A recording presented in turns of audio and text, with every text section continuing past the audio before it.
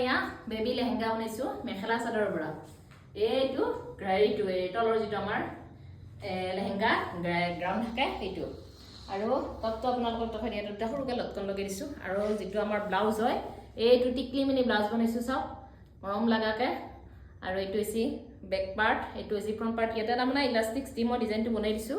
এইখিনি ইয়াতে back front দুটা কৰিব পাৰে যোনটো কৰিলেও কথা নাই এটা যদি ফ্ৰণ্টৰ চাইডে কৰে তেতিয়াও বেয়া নালাগে আকৌ বেক চাইড কৰিলেও বেয়া নালাগে গতিকে যোনটো ইচ্ছা তুমি পিন্ধিব পাৰিব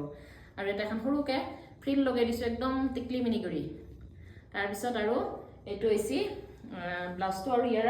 যিখন চুৰ্ণি এইখন চুৰ্ণি ইয়াতে এই ঝুমকা চাৰিটামান লগাই দিছো লগতে ইয়াতে এডাল ব্লেক কালাৰৰ লেছ লগতে এই গল্ডেন অকণমান দহিৰ নিচিনাকৈ এনেকৈ লেছটো লগাই দিছো